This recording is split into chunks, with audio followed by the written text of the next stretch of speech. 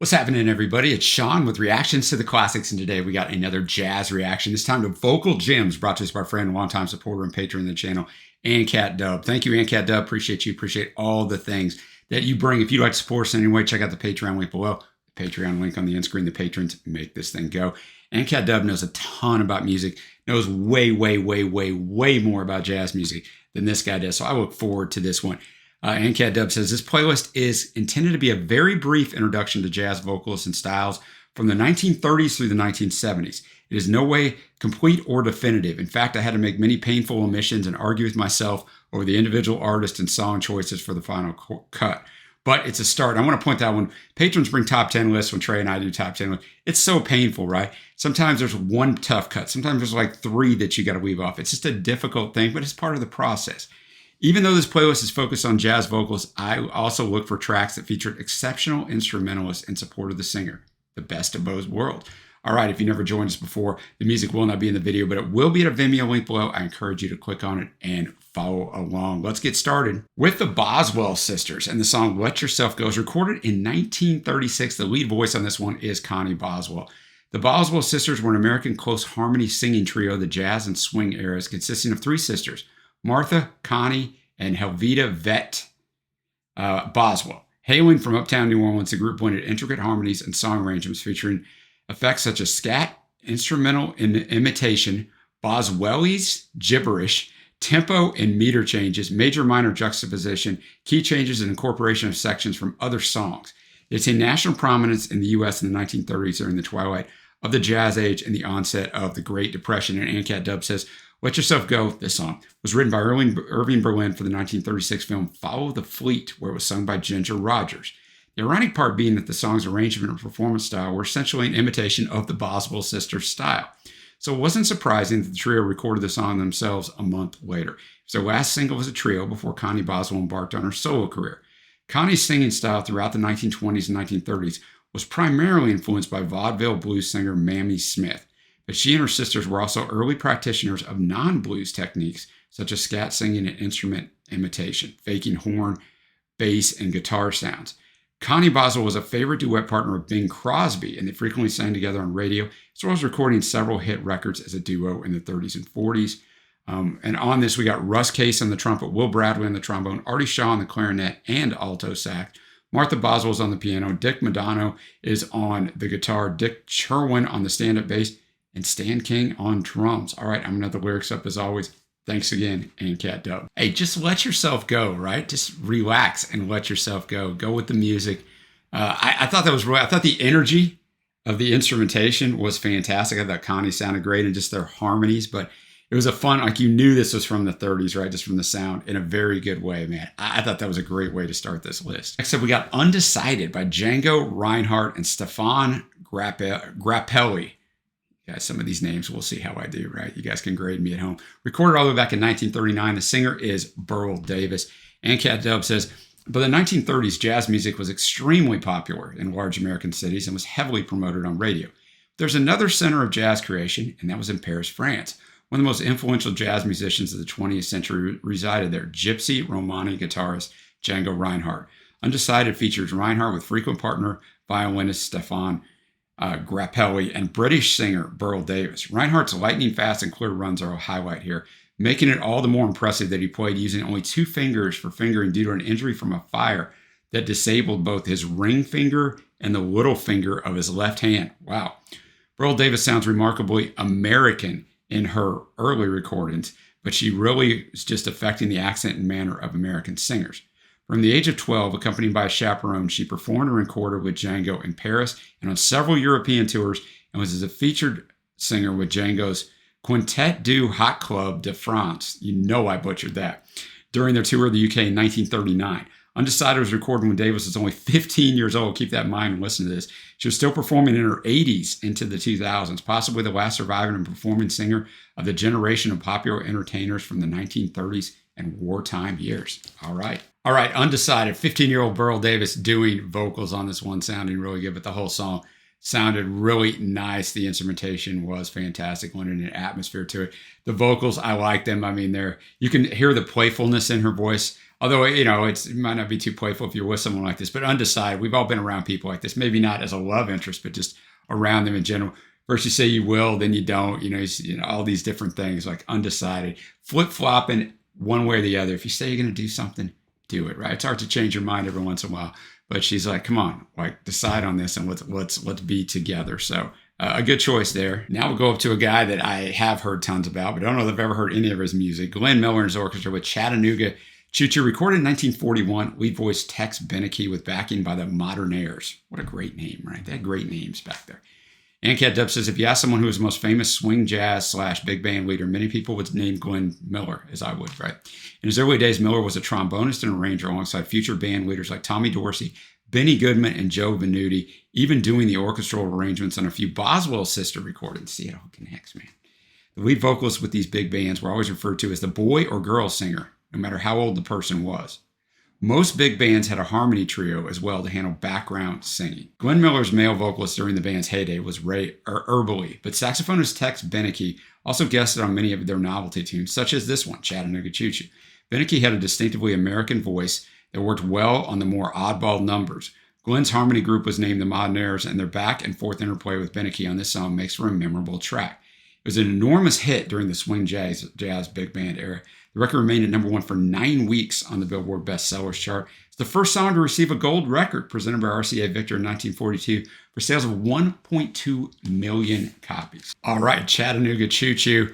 The Glenn Miller Band, obviously the band was fantastic, the brass sections, but just a fun song. I knew this song. I've heard it a couple times. I haven't heard it a lot, but I've heard it a couple times. I thought the interplay on the voices with Tex and the Modernaires was a really nice touch. It's a very well, even for back then, a very well produced, put together song. So you can see why it was such a big hit. And, it's so playful. Just talking about all the places he'll go on the Chattanooga Choo Choo. In the very last verse, he's going to be with this girl who's upset, but he's going to tell her he's not going to leave her. So a nice one. Right, next up, we have our only track that's not on Spotify, so you won't see it below. We got Louis Armstrong live at Town Hall, New York with Rockin' Chair, recorded in 1947. Singers Louis Armstrong and Jack Teagarden. And Cat Dub says, not long after the end of World War II, the era of swing jazz and the big bands came to an end, and the more challenging and abrasive bebop era began. Even someone as famous as trumpeter Louis Armstrong couldn't afford to tour with a large band, so he returned to his roots working with smaller all-star combos. This performance at Hoagie Carmichael's Rockin' Chair was recorded live at Town Hall, New York in 1947 with trombonist singer Jack Teagarden joining Armstrong on vocals. Like Connie Boswell, Armstrong and Teagarden both grew up on early forms of jazz and favored a slower, more earthy and bluesy manner of playing and singing than the young bebop musicians were displaying. One of the most noticeable drawbacks of bebop would be its reliance on instrumental music over sung music. There were relatively few vocalists working in the bebop mode, and so it never really caught on with the general public. And we've got, of course, on trumpet, Armstrong and Bobby Hackett, trombone, Jack Teagarden, piano, Dick Carey, drums, Sidney Catlett, clarinet, Michael Huco, and bass, Bob Haggard. All right, Rockin' Chair. I think what I really like the most about this, it was great between Louis and Teagarden going back and forth, but I think just the live environment, and you get an idea of what it would have been like to see this live. Like, that's the way to see this. And you felt it here, right? You felt the energy, you felt the playfulness. Even on a song whose lyrics are, I want to say they're dark, but they're serious lyrics, right? This guy's chained to his rocking chair. He's about to die, right? And you learn later on his wife is gone, but he calls it chained to this rocking chair. So really good lyrics on this one, and just so fun, right? You can just hear the audience smiling. You can hear these guys smiling. Like, you can feel it, man. So I really enjoyed that one. We're going to stay on those live vibes, right? This time live at Carnegie Hall. We got Billie Holiday and her song Lady Sings the Blues from 1956. And Cat Dub says, Holiday continues to be one of the most beloved and influential singers in American history, let alone jazz history. She's been inducted in the Grammy Hall of Fame, the National Rhythm and Blues Hall of Fame, and even the Rock and Roll Hall of Fame. This recording is from Billie's Carnegie Hall performance in 1956. Between songs, Gilbert Milstein of the New York Times read aloud from her autobiography, same name, Lady Sings the Blues. The song was written by Holiday and pianist Herbie Nichols, although the pianist for this concert was actually Carl Drinkard. All right, Billie Holiday, Lady Sings the Blues. You feel the emotion in her voice. This was her last album that she made, last album while she was alive, last new album. She passed away 3 years after this from cirrhosis of the liver. It's a long story, and it's not a very fun one. Billie, obviously, as many African-American singers in the United States dealt with an unbelievable amount of racism and sexism, being a woman on top of that. Unbelievable what she had to go through. But this song itself is just telling you she's going through those blues. The blues ain't nothing like a pain in your heart when you get a bad start, when you and your man have to part. So unlike some of the other songs, the instrumentation of the piano was nice. There's a little bit of brass in there. The voice, right? The vocal is the star of this one, and Billie Holiday can definitely pull that one off. Very good choice there. Now we go to the top half of our list, which on this list just means we got 5 songs left, right? I should have delved it out at the start. These are not a countdown of 10 to 1, right? They're presented chronologically, right? This is a journey, a little primer here, if you will, for jazz vocalists. So we've got Ella Fitzgerald and her song All Through the Night, recorded in 1956. NCAT Dub says Ella Fitzgerald's repertoire range was considerable, but many jazz fans and critics point to her 8-album songbook series of American songwriters as a high watermark in Fitzgerald's career. All Through the Night from the Cole Porter songbook is a personal favorite of mine, NCAT Dub says, and is a permanent spot in my night music playlist. I'll go over a little bit of the research. This was Fitzgerald's first album for the newly created Verve Records and the first album to be released by the label. Norman Granz decided to have Fitzgerald record well-established popular works because, quote, I was interested in how I could enhance Ella's position, to make her a singer with more than just a cult following amongst jazz fans. So I proposed to Ella that the first Verve album would not be a jazz project, but rather a songbook of the works of Cole Porter. I envisaged her doing a lot of composers. The trick was to change the backing enough so that here and there would be signs of jazz. Fitzgerald's time on the Verve label would see her produce her most highly acclaimed recordings at the peak of her powers. NCAT Dub says Fitzgerald's interpretations of Cole Porter tunes are considered to be definitive, partly because of the way she manages to inhabit the world and characters of those witty, sophisticated songs, as if she had spent her whole life among slumming aristocrats and the rich and famous. But the circumstances of her early years were actually very different. Ella was finding a way to reinvent herself, at least artistically and financially. Note that Fitzgerald's primary influence as a young singer was, we're going to tie it all back to the first artist, right? Connie Boswell of the Boswell sisters. By the time of the songbook recordings, though, Ella had firmly established her own unique musical identity. Paul Smith played piano and Celeste on this, and both Harry Sweets Edison and Maynard Ferguson played trumpet on the album. They were top-level musicians, NCAT Dub says. All Through the Night, Ella Fitzgerald, great backing instrumentation there. Her voice is just nearly flawless, right? The song itself, she's just trying to get through her day. She loves the night, and you figure out, because she's in love, right, with this guy, but then you figure out later on, he's never really there at all when she wakes up the next morning. She just wants to go to sleep so she can dream about him and be happy and remember how things were. I'm assuming she was once with this guy, but man, her voice is just fantastic. Next up, we got Save Your Love for Me, Nancy Wilson and Cannonball Adderley. Nancy's doing the singing in this one. Recorded in 61, released in 1962. NCAT Dub says, young vocalist Nancy Wilson happened to meet saxophonist Julian Cannonball Adderley. I mean, these jazz guys just have fantastic nicknames, right? When she was sitting in with bands in Columbus, Ohio, he suggested that she move to New York to get better performance opportunities. Within weeks of the move, she had a contract with Capitol Records and a steady gig performing at the Blue Morocco Club. Wilson collaborated with Adderley and his band on this, her 4th album. She described her vocals on this album as, quote, as a sort of easygoing third horn.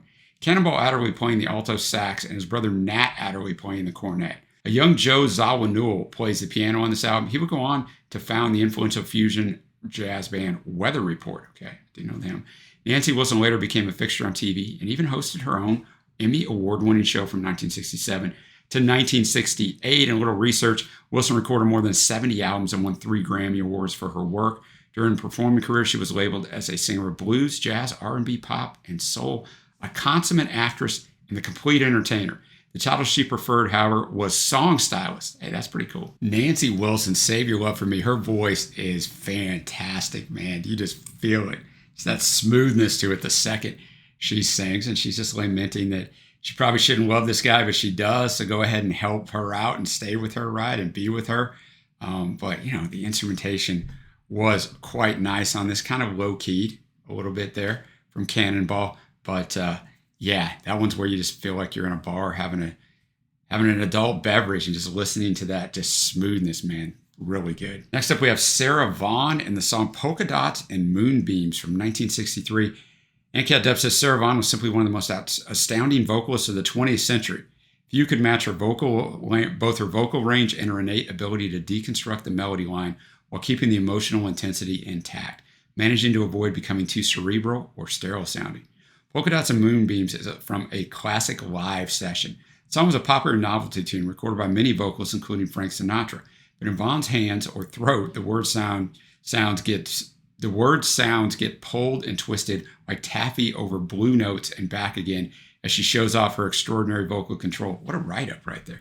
The instrumentals here, we got bass, Charles Williams, drums, George Hughes, piano, Kirk Stewart, and ANCAT Dub, as I mentioned at the start, knows a lot about music, so that kind of praise for Sarah's voice. I'm looking forward to this because I've never heard her. Okay, I never doubt ANCAT Dub's musical opinion ever, but totally spot on. I mean, that was by far the best vocal performance, and that's no shade at Ella, Billie, or anybody else, but that was next level. The way she controlled it at the start, right? No instrumentation, no anything. Brought you into the song, slow rolled you into it, and just pulled you all the way in. So, I mean, the instrumentation was great. I mean, it was fine, with the bass and the drums and piano. Kirk Stewart, I really did enjoy the piano work on there, but all that was way on the side compared to the power of that voice. I may have to check out some more Sarah Vaughan there because that was breathtaking, man. That one's going to be hard to top. We still got 2 songs left. We got My One and Only Love from John Coltrane and Johnny Hartman, recorded in 1963, sung by Johnny Hartman. ANCAT Dub says the John Coltrane Quartet only recorded 1 album with a vocalist, and that vocalist was Johnny Hartman, who didn't even consider himself to be a jazz vocalist. But Coltrane was a fan. The album John Coltrane and Johnny Hartman is now in the Grammy Hall of Fame, which honors musical recordings of lasting qualitative or historical significance. Produced by the legendary Bob Thiele at the equally legendary Rudy Van Gelder home studio in Englewood Cliffs, New Jersey, it was added to the National Register of Historic Places in April of 2022 for its significance in performing arts and engineering. Director and actor Clint Eastwood is a Hartman fan and used his songs on the film soundtrack of The Bridges of Madison County. Of this album, it's become a classic ballad jazz album. The renditions of Lush Live, My One and Only Love, and They Say It's Wonderful are considered definitive. My One and Only Love, John Coltrane and Johnny Hartman. And I know this is a vocalist primarily focused list, but that solo at the start by Coltrane was like over 2 minutes long, was just absolutely fantastic. But Johnny Hartman might not have considered himself a jazz vocalist, but he definitely fit into this well. This is a traditional jazz song as I know jazz. And, he just comes in and it's just a love song, man. The very thought of you makes my heart sing like an April breeze on the wings of splendor. And you appear in or the wings of spring, and you appear in all your splendor, my one and only love, the way he says that. And he just kind of delves out his love from there. So a fantastic voice to really fit with the arrangement on this one. All right, our last selection on ANCAT Dub's Jazz Vocal Gems. We have Double Rainbow by Stan Getz and João Gilberto from 1976. Lead vocals Heloisa Barak del Holando. Yes, I never took Spanish, and I really wished I would have. ANCAT Dub says tenor saxophonist Stan Getz helped to create a major subgenre of jazz when he first collaborated with Brazilian bossa nova songwriters João Gilberto and Antonio Carlos Jobim in the mid-'60s. Now, I know Gilberto, when I read about him, was considered by many as the actual father of bossa nova, just FYI. The Brazilian, in 76, Getz reunited with Gilberto on the album The Best of Both Worlds, from which the song is taken. Brazilian singer Heloisa, we'll just go with that, who was then married to Gilberto, is a featured vocalist here. These bossa nova and samba jazz records were influential not only in the jazz world, but also in the pop music world, with groups like Sergio Mendes and Brazil 66 and the Herb Alpert and the Tijuana Brass borrowing inspiration from these fusion recordings. Holanda's light and breezy vocal style fit well amongst the popular music of the 70s. It's obviously a long ways from the roots of American jazz. In 1943, at the age of 16, Stan Getz joined Jack Teagarden's band. Yep, we heard Teagarden on Rockin' Chair, right? By the 1950s, Getz was playing with the best of the best in jazz. The 1953 lineup of the Dizzy Gillespie Stan Getz Sextet featured Gillespie, Getz, Oscar Peterson, Herb Ellis, Ray Brown, and Max Roach. Getz was a remarkably melodic player and favored a warm, smooth saxophone. He generally stayed away from the dissonant sounds that were all the rage among the jazz avant-garde of the 60s and 70s. But he sold a lot more records and made more money with his very accessible music. And that's just how it is sometimes. So sometimes you got to make stuff that's more accessible to pay the bills so you can make the stuff that you want to, right? It's like the actor's got to make the blockbuster so he can make the films he wants to. It's no different in music. Double Rainbow, really good song, right? The tenor sax by Stan on there was excellent. But I thought Heloisa sounded really good. Her voice really did fit this, right? I think Cat Dub's comments were right on. Like, she was really good with kind of the lightness of this, I guess was the best way. I'm not a jazz guy, as you've already figured out if you're watching this, but that's how I would describe it. Now we're going to get to my favorite tracks. And this is always hard, right? Sometimes a little easier than others. This one's really hard because obviously Cat Dub knows a ton about this stuff. And Cat curated stuff from the 30s to the 70s, like cherry picked some great stuff. So in that, like, all these songs are really well done. All the vocals are good. I know it's a vocal gym, but I'm still kind of going to pick songs overall that I like as well as the vocal performances. But I guess we'll go Let Yourself Go by the Boswell sisters. Of course, Connie singing lead on that. The Chattanooga Choo Choo, maybe just because I knew the song, but Tex Beneke with the modern airs, kind of the interplay of their voices, I thought worked good. All Through the Night, Ella Fitzgerald. Save Your Love for Me, Nancy Wilson and Cannonball Adderley. I mean, the best one on here was Sarah Vaughan, right? Polka Dots and Moonbeams. And I mean, I'm just going to end up picking them all, right? I mean, I don't know. I mean, the Johnny Hartman with Coltrane was great. And this last one was great too with Heloise. I don't know. But that's going to give you 6 strong favorites, maybe 7 or 8. I mentioned almost every song, and the ones I didn't mention were still really good. Billie Holiday, no shade to you at all. So what a good list, guys. Hopefully you listen along to this, because I know a lot of our regular viewers and subscribers are not big jazz fans. So hopefully you learned. I always like learning about new music, and this taught me a lot about a lot of these people. So thank you, Cat Dub, for putting this one out here. Let me know your favorites in the comments below. And until next time, guys, I will see you.